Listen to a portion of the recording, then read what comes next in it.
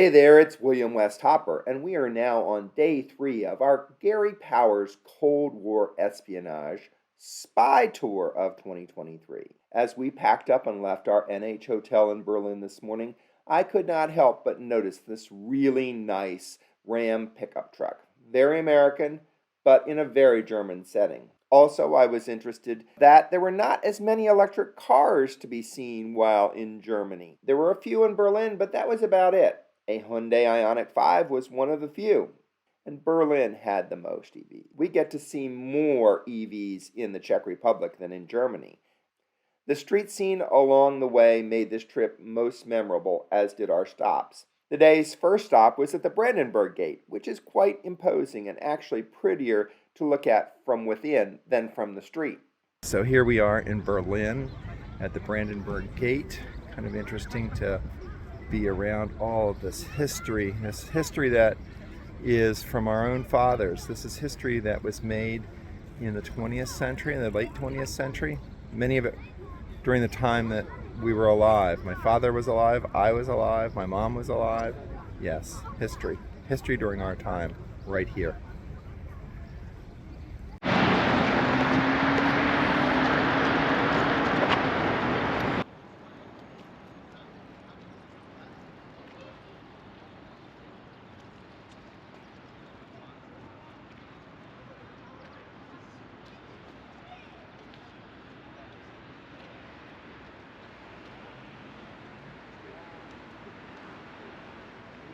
Little did we know that as we walked through the gate, the vista would open up, and interestingly enough, a Greenpeace demonstration, which kind of tied to my interest in cars.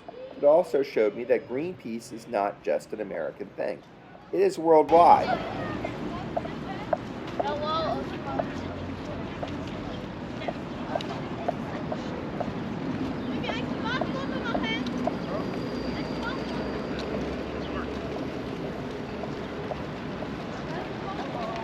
For sure, protesting would not have been permitted or allowed back in the day under any circumstances. But here in the 21st century, here in Berlin, it's freedom of speech. I wasn't in camera mode. That's okay. You stand there, I'll get you set raise the car behind.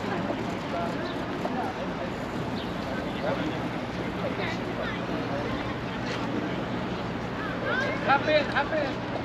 Oh, get in with him. Great.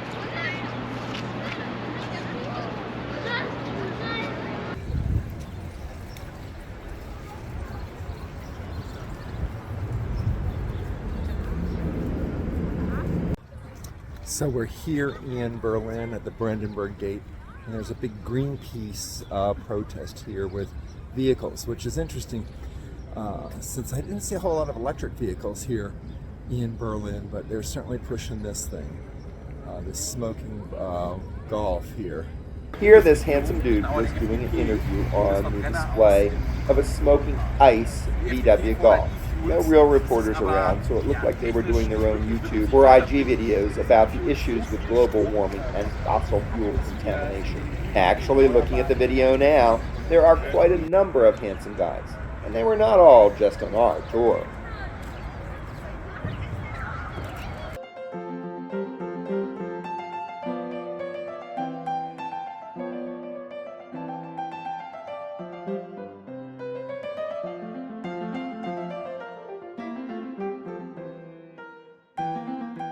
The benefit of being on a bus tour is the fact that you get to see the surroundings as you drive along. And seeing the city of Berlin from our vantage point was a marvelous thing.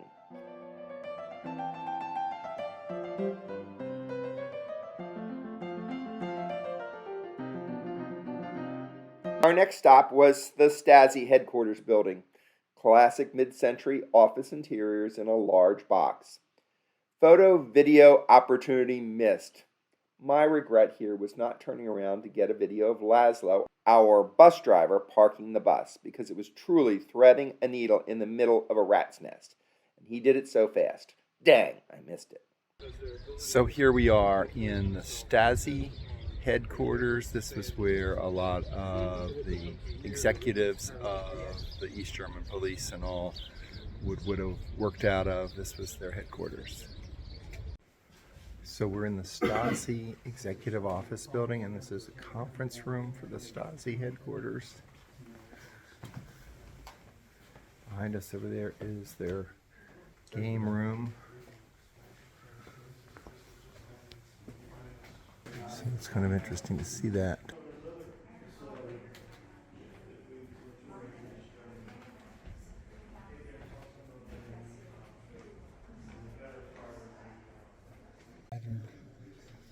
Military map. So here are the maps that they would have used to see what was in the area there. Very interesting.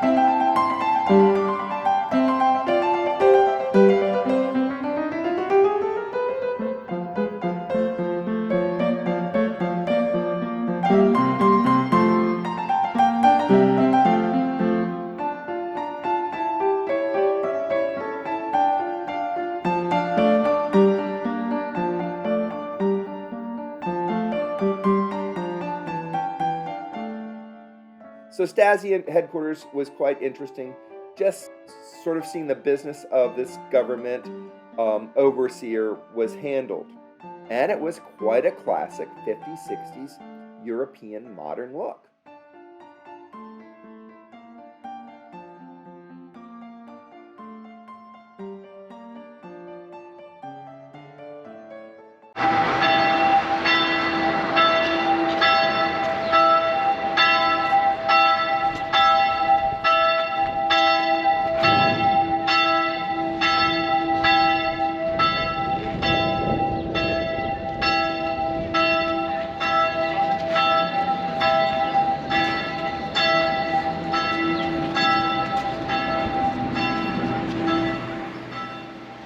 Then we went to the memorial for the East German, West German wall.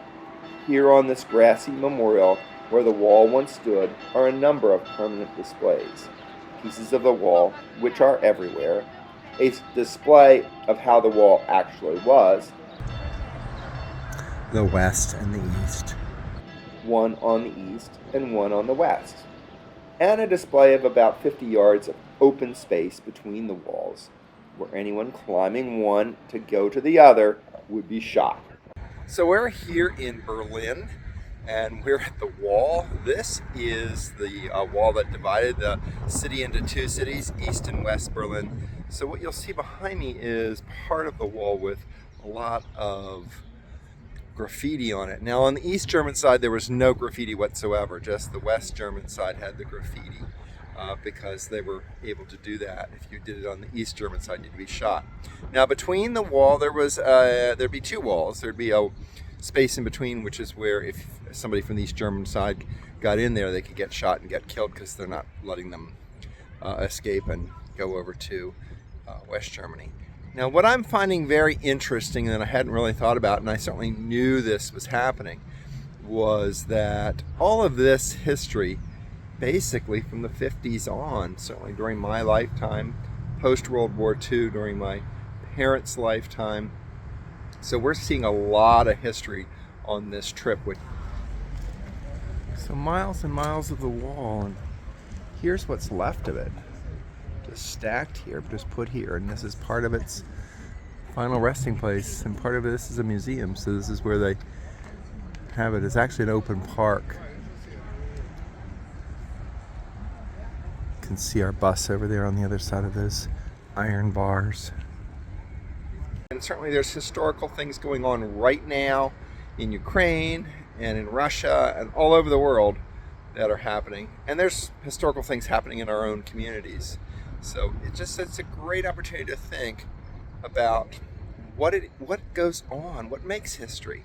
And here we are in Germany, in Berlin, where the east and west parts of the city were divided by this wall. So thank you for watching. And one of the things that's really gotten me recently is the photos. There's so many photos of people that were involved in this, people that were trying to escape, that were taken in and put in prison, and all of that, and people who felt that they were dissidents and against the East Germans, and that they were interrogated and basically taken and treated very, very poorly. So it's kind of an interesting experience to walk around and see this space here. And these are some of the dates of people that were born and what their story is. So these were the people that they were brought, that were East Germans that were taken and put into prison and interrogated. They don't say that they were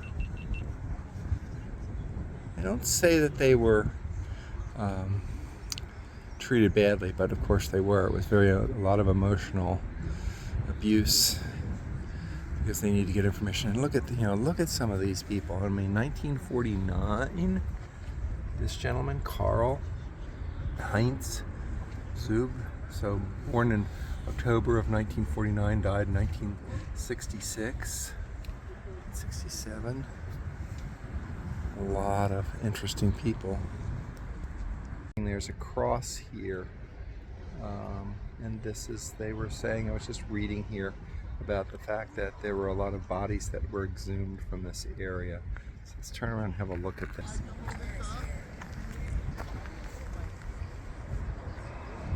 So approximately 1,000 graves had to be moved when the border strip was developed.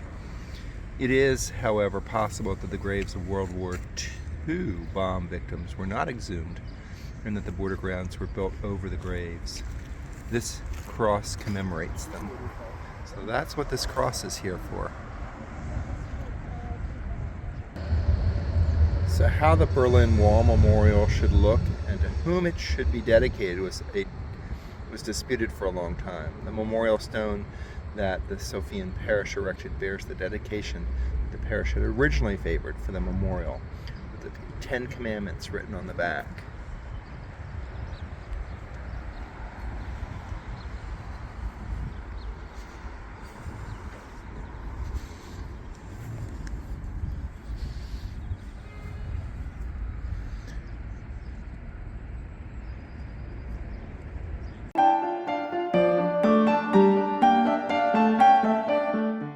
Right next to this memorial is a cemetery that is well tended to this very day, almost like a community garden, with people walking through and others tending the graves. It's a very moving experience.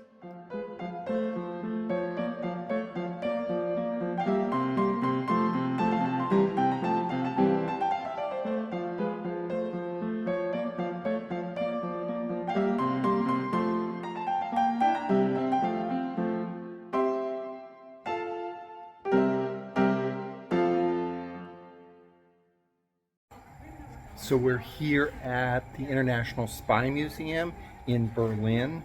And lots of information throughout this whole museum. It is mostly all touch screens. And they ask you to use your phone and QR codes for more information. So you'll see a lot of different information. So behind me you'll see a lot of information on different magazines there. They have a lot of magazine stuff that's going on. So this was all the detail of the time. This is what the media was at the time. Remember, media is a big thing in making sure that people are aware of what's going on, or what you want them to be aware of what's going on. And that, of course, is a big discussion today as well. What's kind of cool is here is you can read it in English or you can read it in Deutsch. Gary Powers had not seen an exhibit about his father in this museum, so I'll let him talk to you about that.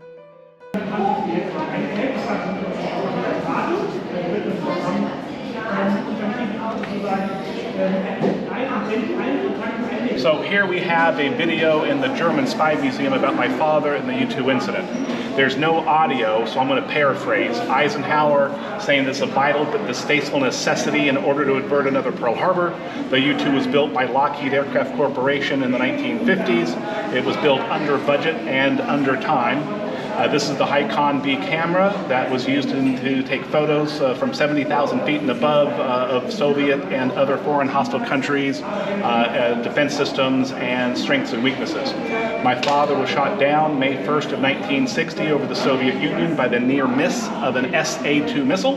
There was no descent, there was no flame out, there was no sabotage. It was the miss of the missile that brought down the plane. Here's a wreckage of the photo, or a photo of the wreckage. Front page headlines in 1960 of them shooting my father down.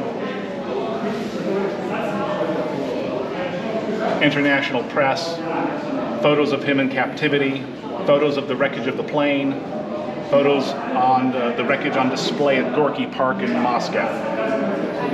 Here Khrushchev is reviewing the U-2 wreckage with the tail section. My father was sentenced to 10 years in prison. That's the trial. He's sentenced to 10 years in prison. He's exchanged 2 years later, 21 months later, for Rudolf Abel, a Soviet spy captured in New York City in the 50s. Here my dad is, having come home, being debriefed. He is appearing before the U.S. Senate Select Committee to talk about the U-2 incident, to let the senators know how he was captured. He was awarded the Intelligence Star by the CIA, and then posthumously he was awarded the POW Medal in 2000 and the Silver Star in 2012. So what was your thoughts on seeing this? Have you seen this display before? Oh yes, I've been here before. I've lectured here in the past. I knew that there was an exhibit on my father in the building. I don't remember seeing the video. So there's somewhere else we have to go find the exhibit of some artifacts and things. So had you ever seen that video specifically before? No. Okay, so this No. is a video that was made up for this. Correct. I've seen the photos that they Right. used. I've seen everything that was in it before, but not in that compilation, not in that order. Okay. Do you have any feeling of how that was done, how that was interpreted? Did that look? It was very well done. Okay. I don't know what they said. Okay. So misinformation could be in it, but it looks like everything was accurate. It shows the shoot down, it shows the missile, it shows everything he went through, it shows that he received awards. So I believe this is an accurate interpretation of what happened. Great. Thank you. All right. Sign says you are leaving the American zone, so this is the American side. Yeah. That's Right, the. but is this where they exchanged him in the middle? Well, we're gonna find out because Gary's gonna come over here. I know, because he said I haven't been back there, and He when I hasn't saw been this, back I'm here like, yet. whoa, Isn't you know? back there yet. This has a barricade for whatever reason. When you pay for it, There's a metal thing on the but ground. this is, yeah, that was a marker put there. Okay. But this is 1985. Right. But in 1990, when I was first here, before the bridge was open to vehicle traffic, pedestrians could walk across in 1990, but the white line was still there. And now over the last 30 plus years, Still a little tiny yeah, piece of it. yeah, just a Because touch. I was walking across and you were behind me, so I didn't hear what you were saying fully, but I took a picture of that spot. And Right. And then here at the video screen is the movie Bridge of Spies. It's the last 5 minutes of the film, showing the exchange of Dad for the Soviets by Rudolf Abel. But they don't have the part where you are starring in the film. No, they left that out. The best part of the whole film. That's right.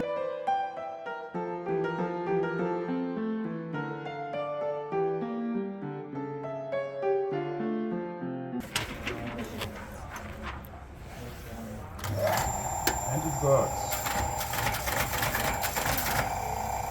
The reason for using machines were built in Eastern Germany is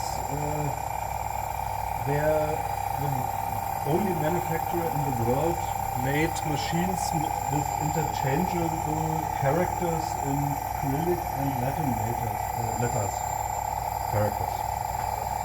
And it's a chat system like WhatsApp, or sickle or whatever. And Mr. Khrushchev and Mr. Kennedy are not sit on the keyboard and talk to each other. The messages are written on these strips. Former version of USB stick, and were sent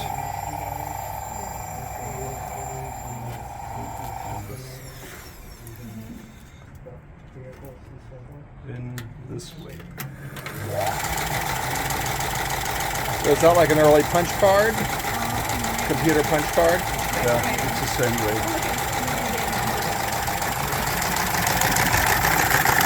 Now you write a test sentence in English and in Russian. Funny sentences, but they contain every character, so you can see it works properly.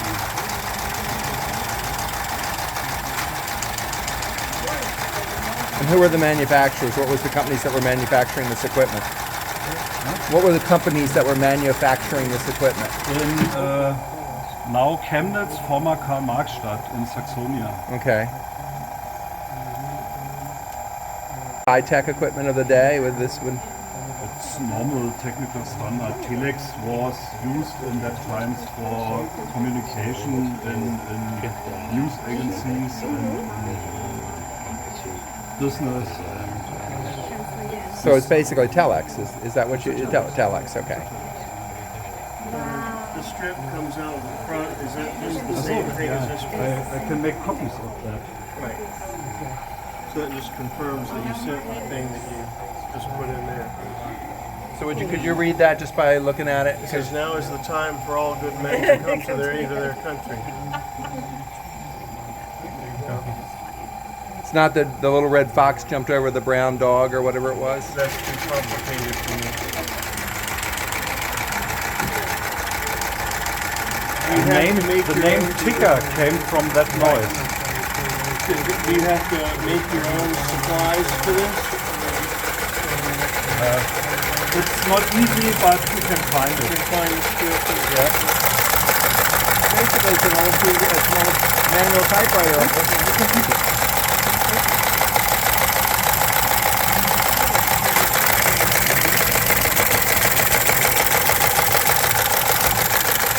And we've just had a demonstration of what is known as a telex. That was a device that basically used to send messages across the world via what would have been telephone lines. I remember those as a child, but early sort of data communications. We had a stop at the German Spy Museum where pretty much everything is touchscreen. One of the interesting things we saw on this trip was the difference in modern museum interpretations, from ones with lots of objects to ones like this one, which were primarily digital and video based. And part of the digital experience that we saw is virtual reality. So take a look at this tank in virtual reality.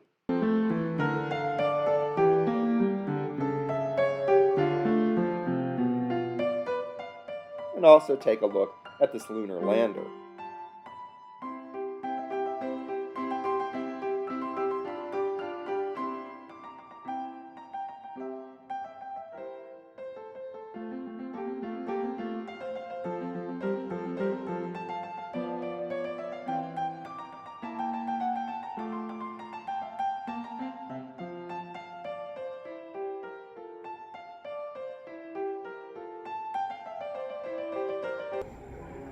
There it is. So this is where we are, the International Spy Museum in Berlin, Germany.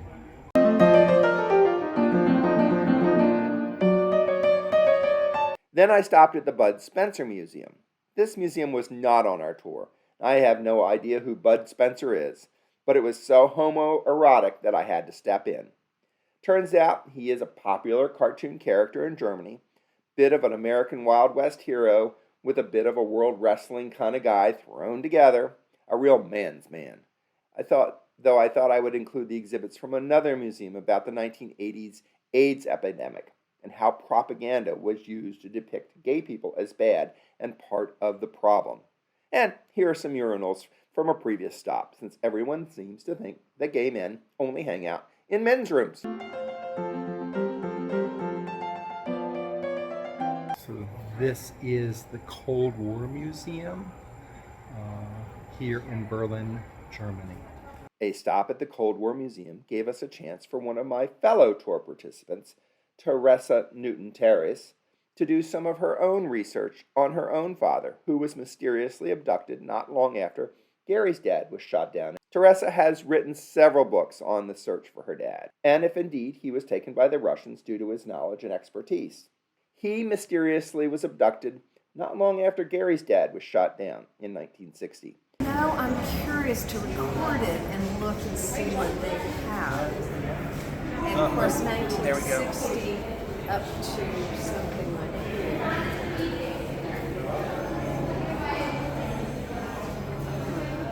okay, and then here is Teresa Newton-Terres talking about her story and her book, The Mystery of the Marie, that was filmed on day 2 at the Allied Museum.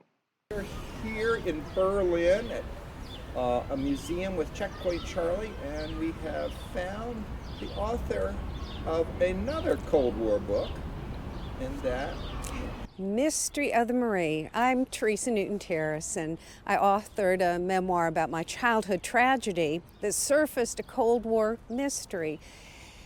One, I'm here on this tour in Germany about the Espionage Cold War spy tour, and I'm standing at the memorial for the Berlin Wall and Checkpoint Charlie, and my heart leaped when I came here because with our little mystery with myself, I have a little mystery where my father disappeared in 1960 on a boat out with 7 researchers off of the west coast of California. They were tracking submarines. That's the public story. And so there were Russian submarines that were found in 1960, June 7th, 1960. So that one of the stories I was raised with, that because Dad disappeared, was that the Russians kidnapped Dad. So in 1989, when the wall came down, I came to my mother because I was 2 years old when Dad disappeared, and we just didn't talk about things because we didn't know things. And Mother had remarried so that our life went on. But in 1989, when the wall came down, I came to my mother and asked her, Mom, why do I have this thought in my head that Dad might come walking home if the Berlin Wall falls down? And she confirmed that was one of the stories. We didn't know exactly what happened because they were doing research on top secret equipment with a top secret mission. So, you know, I'm here finding so many pieces to my story, but I know this is one wall that a lot of us know the story. But Mystery of the Marie, well, it's a little boat, but it has so many other story to it. And if I wanted to purchase the book, The Mystery of Marie, now what is it? Mystery of the Marie. You can find it anywhere books are sold, but I'd say you might start at www.mysteryofthemarie.com, and that has a little bit about the story if it interests you. It was a black project then, and it's a black project now, is what I've understood. And the term black project, you want to define that for me? Black project is... it's something that may never surface. Some of us think that classified information will be declassified in 25, 50, 60 years. But there are some things that will never be classified. And it was an Air Force public affairs officer and a historian that told me it was a black project then, it's a black project now. But I don't know exactly what. I've put together the known information, and my hope and dream is sometimes when information is surfaced and the story surfaces, more will be declassified because then it's in the public domain. Some things will never be surfaced, and it could be the Mystery of the Marie remains a mystery my whole life. But I'm so excited because there's so many people finding out about our fathers. I'm here because of a mystery of my father, and I'm finding out about my father, and then also the context that rippled out and the context of what rippled into what happened on June 7, 1960, when a little boat was lost, to include my father. Very good. Thank you so much. My pleasure. Thank you. Well, that about wraps it up for day 3 of the Gary Powers Cold War Espionage Spy Tour for 2023. On to our next city, our next hotel, and tomorrow's adventure. If you like what you are seeing on this video and want to join in on one of Gary's future tours, go to his website, garypowers.com. He not only has tours of Europe, but also here in the USA, along with his numerous speaking engagements around the country. Until next time.